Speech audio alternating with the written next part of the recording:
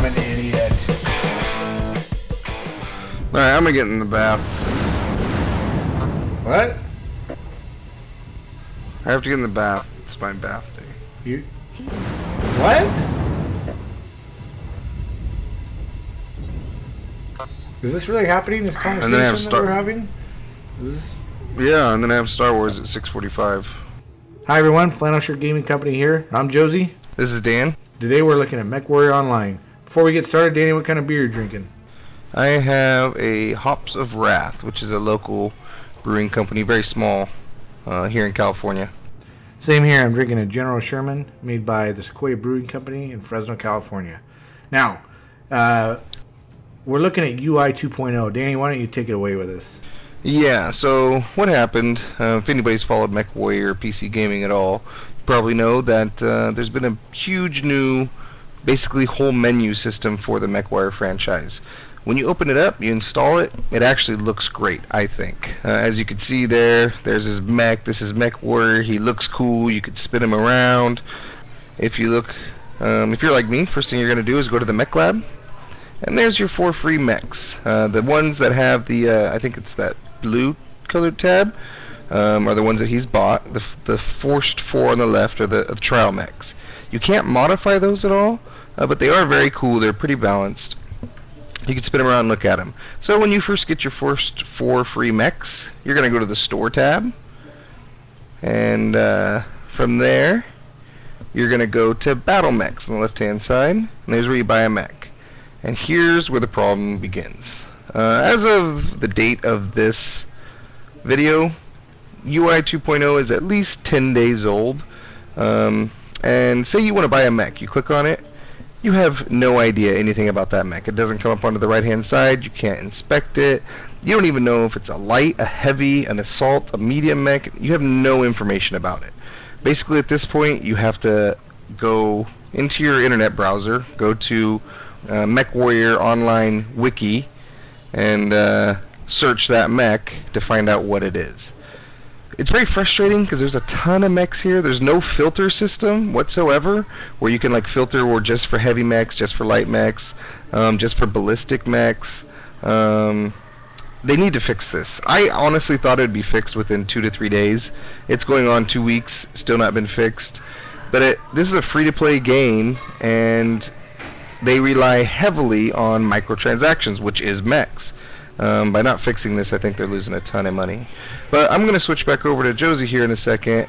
One thing I would like to say real quick is we would like to cover this in depth, but this is a very big game as far as customization, so we're going to try to keep it somewhat brief, because otherwise this would be an hour-long video, and there's several of those online already. I do want to point out that anyone that's a huge fan of the Battletech universe, a lot of these mechs come from books and references in the universe, like Heavy Metal or Jester, or actual mechs you may have read about or even played before. So I'm going to go to my mech lab and show you my Jenner. Okay, this is the mech I play the most. It's a light mech, and you use different resources to do different things for the mech. You can use real money resources, which turn into, I think, mech credits. It's the yellow symbol there. And you can use those to buy different things. I don't have any of those. I haven't spent any money on this game, so I have regular credits and experience. Under skills, you use the experience you've gained specifically for that mech. Experience is mech specific, except for general experience, which can be spent on things that improve skills for all of your different mechs. Under my general experience, I can buy different things. I've already bought some. Cool Run. Increase my heat dissipation by 7.5%. Kinetic Burst increased the battle mech acceleration by 22.5%. Right now, I have 5,001 experience for this mech, so I can buy a couple different things here. I'm going to buy the Twist X, which increases my upper torso twist limit by 10%. And actually, I'm not going to buy either of those other things because they really don't help me on this mech, so I'll save my XP. I'm going to go back to the mech lab, and just real briefly, I'm not going to buy anything, but you can see that there are numerous different engines and other items that you can buy for your mech to spec your mech out just how you like it. Right now I'm looking at the right arm. I've got 2 medium lasers on my right arm right now. I can unequip those, which frees up some room to equip other items, like a small laser or a flamer, which basically is a flamethrower, very short range, but it heats up other mechs quite a bit and does damage. I'm not going to do any of those. I'm going to get out of this without saving it because I like my setup right now. There's different types of ammo you can buy for your guns, different equipment on the legs even. It's not just a matter of the weapons. There's a ton of different things you can add to your mech, way more that we could cover in this video, and to be honest, more than we even know about. This game has a huge learning curve, and there's quite a bit of things to kind of sink your teeth into once you start really getting into the game. Yeah, it's actually quite enjoyable though, I think. Everything here adds a little bit to it. You can virtually play any type of style you want to. If you want to be, you know, a heavy mech that's toe-to-toe brawler, you can do that. If you want to be a middle mech that's a sniper class, you can do that. Anything you could pretty much think of, you could play it. It seems like a lot of times in these games you could play it, yeah, sure, but is it viable? Well, in this game it does seem to be viable. It's a heavily skill-based game, even though it is a free-to-play, which a lot of times on the free-to-play you lose that skill base because whoever pays the most wins. This one you do get you get a jump for paying for some of the mechs and some of the better stuff, but it is definitely a heavily skill-based game and a lot of luck. I mean, sometimes if somebody gets behind you, no matter how good you are, if you get ambushed, you're done. Now these things I'm trying to show right now, but it's not bringing them up, are consumables. But instead of other games where consumables would be like, you know, a health potion or something like that, it's airstrikes, it's heat reduction, UAV, and different other things like that that you can use to you know, one-time use type thing in a battle. Josie, why don't you invite me to a group? Let me leave a group, because one of the problems is that's not exactly easy to do in this game.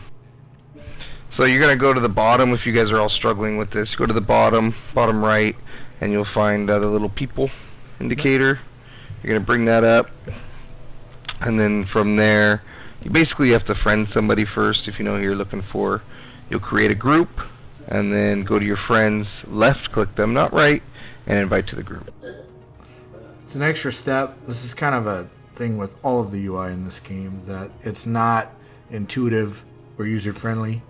It's little things that you learn right away, but it's impressive that with the brand new UI update, they didn't fix these things. Did you get that invite? No, I did not. Send me one more time. Just send it. I got it. So from here, you both say you're ready, and then you launch it into one of these 3 modes. And we could jump right into a match. Alright, so we're going to start searching for a map right now. There's 3 different versions or 3 different modes: Assault, Conquest, and Skirmish. Pretty self-explanatory. We won't have too long here. Usually it only takes, as you can see, only takes a few seconds each time to find a map if you hit any play mode. Real quick, we're jumping into Assault, which is basically, there's 2 home bases. The ways to win is to kill all the enemy mechs or capture their base. Conquest is there's several bases. You could capture the points, which will give you resource points. Whoever reaches 750 wins.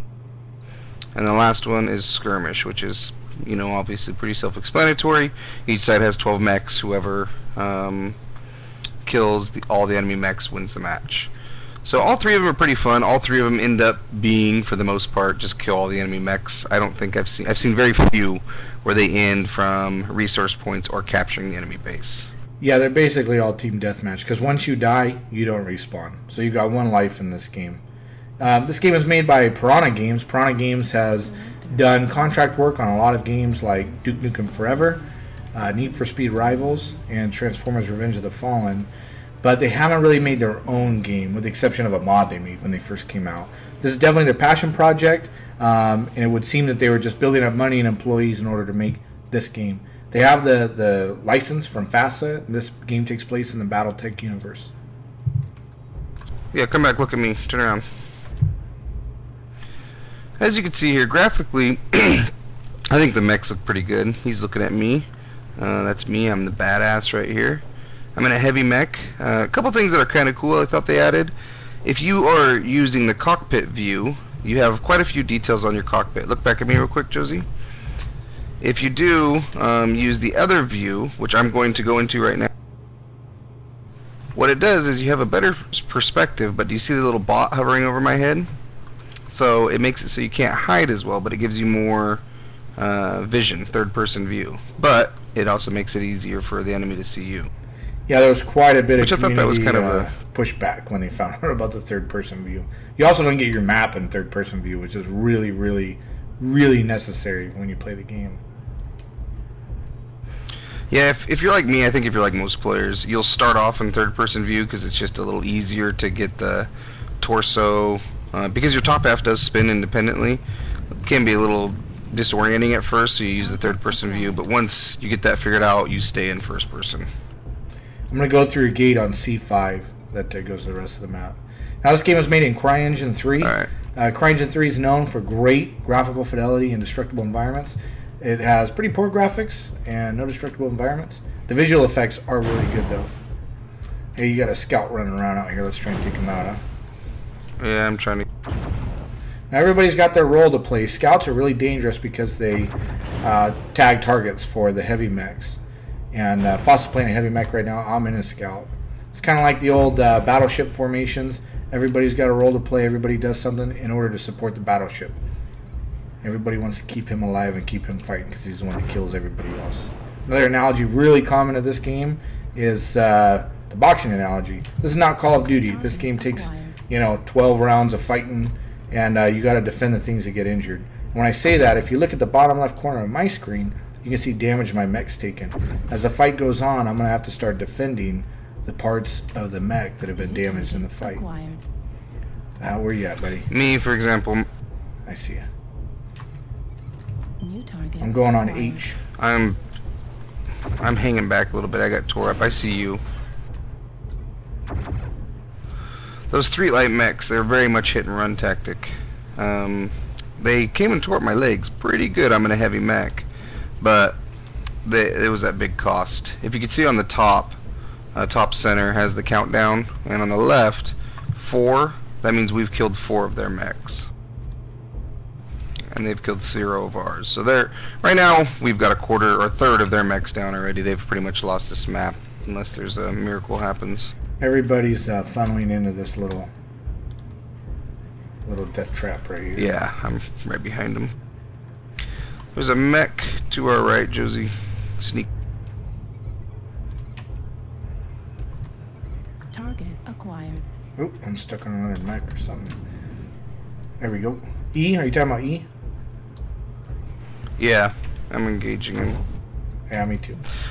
So what he said just there, E, that's kind of a cool feature they have in this game too. As a target gets, like, if you're the first enemy target spotted, you're just designated A by the computer. Next is B, next is C. So as you can see above his target it says the big letter E. Makes it very easy for reference. So instead of saying, hey, engage that Orion, which is a class of target, it says engage E. Makes it much more simple. The longer you stay locked on, the more information you get. Like right there, he's got 42% health left. Oop, I just shot my own guy. And he's dead. And I just killed the target because I'm a badass. On mine right now, I have lost one thing that's very cool and makes it a lot of fun.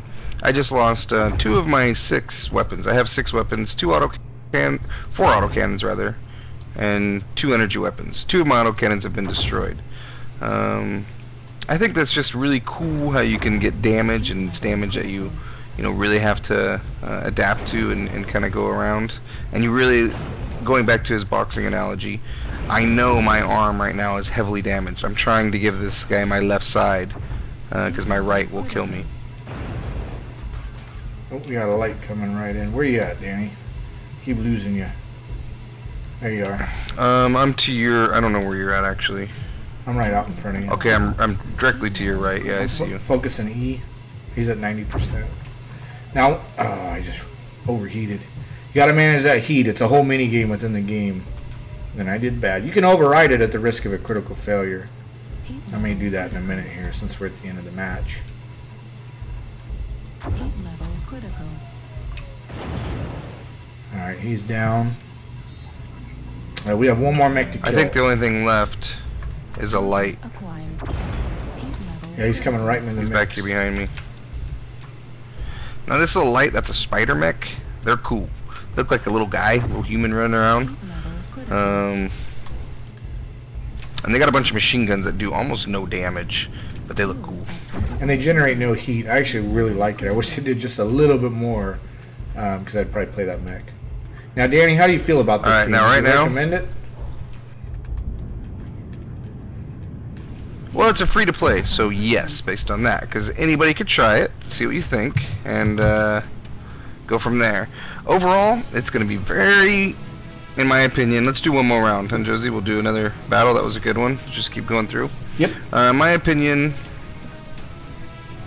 I think it's good. I like this better than like a Call of Duty. This is a much more slow-paced first-person shooter game.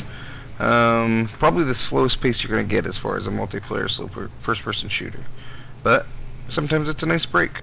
I think that the model of the free-to-play is not the best I've ever seen, but it's pretty dang good. And the mechs that are free are, I mean, they're good, really. Yeah, obviously you spend money, you get better mechs. $10 is a lot for mech. How much is the most expensive mech? Well, I think they have one. I don't know if it's still available, but I know that they had one for a while that was $400. I think it went to some charity or something like that. But they actually get pretty pricey. I don't think, though, that it is a pay to win, which, in my opinion, I know people get very frustrated about this. It's a whole other topic. But I think if you do pay a lot of money, you should have some advantage, however slight, over somebody that's just playing pure freely. All these games are based on skill. Skill is going to be the major determining factor. But if it's 100% equal skill level, the guy that paid $40 should beat the guy that got it for free at least 70% of the time, in my opinion. I agree with that. I don't think they've balanced it perfectly. And that's not to say that I could balance it perfectly, but I'm sort of discouraged from spending any money because it's so much money. So I wish it was a little bit cheaper. I would spend more if it was maybe $5 for a mech. I didn't spend any on this game because I don't want to spend $10. But that being said, you can have a ton of fun spending no money. You know, I did good in that last match. I generally do okay. I've spent no money on this game, and this is a AAA title. Yeah, it could be a little bit better graphically, but the sound is great. The effects look great. The feeling of being in the cockpit and getting hit by, you know, damage from other mechs is perfect. It could not be better. And as a longtime MechWarrior player, since I was a kid on the board game, I gotta say I don't have any complaints about actual gameplay. So yeah, absolutely, I would recommend it. Daniel? Yeah, I think so too. Now, as to the cost of the mechs, I bought one with real money. He was about $10, and that's somewhat of the entry-level guys. If you're getting a heavy mech, heavier assault, you're paying $10. The lighter mechs are about $5. And really, you can do just as good. I don't think there's any advantage between a light mech to an assault mech. It's really just play style, which is pretty cool. The other thing is until you buy a mech, much of what this game is the customability of your mechs, which we talked about a little earlier in the menu. And until you buy one, you cannot configure a mech at all. The trial mechs are what they are. You can't modify them at all. You can buy mechs pretty easily. You'll get enough in-game cash that you can buy them pretty easily. So if you want to play this game for 2 weeks, buy a couple mechs, make sure you're going to like it, and then dump $10 to $20 into it. I think you could really easily do that. Spending money is just going to make it faster, just like any good free-to-play model. So it is a little on the pricey end for being a free-to-play, but overall, I don't have many complaints about it. Yeah, I'm gonna start us one more round, huh, Josie? Danny, I'm moving up to you. I kind of lost you for a second. I'm gonna flank around the. Yeah, we're left. getting flanked real bad. All right, I'm gonna come far left. Now, the longer you stay locked onto a target, the more information you get about them, and that's one of the jobs of the scout. You can see that guy's down to 50%, so he's close to death. I'm going to go ahead and take a chance and stay up here in the fight for a minute. Yeah, and he's down. Oh, I'm going Now, after D, 0%. Alright, I'm going to come back up. You don't die at 0%. You'll typically die at around 40 to 50%. It's whenever you lose one major component of your mech, you die. I'm not sure where D went. Target. I'm getting tagged with missiles bad. Where you at? And I'm dead. Alright, I'm going to run. So, one thing to note, on the bottom left corner of the screen there, you got the damage to your mech. Top left, you've got the damage and kind of status of all the different mechs in your lance. Bottom right, you've got your weapons, their status and their range. In the middle, you have the map. To the right of the map, you got your heat generation. To the left of the map, you got your speed. And if you stay locked on long enough, on the top right, you have the status of the mech you're shooting at, which I had for a second there, I just lost. Now the lock-on is line of sight, so if they get out of your line of sight, after a few seconds, you start losing some information. After a few more seconds, you lose all. Now Josie just blew that thing's leg off, which immediately killed the mech, even though he was at 55%. So I'm going to do something kind of dumb and run away from most of the mechs in my group. Now what he's engaging there, I think that's a medium mech? That's a oh no, dragon. it's a dragon, which is a heavy mech. Oh yeah, you're right. Heavy. No, it's heavy. So, if he stays toe-to-toe with this thing, even as damaged as it is, it'll kill him pretty quick. But you can see, as he's engaging, and I'll talk here as he's fighting, he can run circles around it, and it's hard for it to gauge. Now tell him what you're doing right now. I just overheated and shut my mech down, which is really bad. Huge part of this game, huge part of this game is managing your heat. I have upgraded heat sinks, but no matter what, everything you do is going to generate heat. There's a way to override it, but you risk blowing up your mech. There's localized damage, so I'm shooting this guy's legs. If you can take the legs out, he's pretty much done. I'm going to override my heat right now, which didn't work earlier. You take the risk of critical failure and blowing yourself up when you do that, though. Uh-oh. Yeah, he's... This is a bad place to be. in bad shape right now. Alright, I'm getting out of here.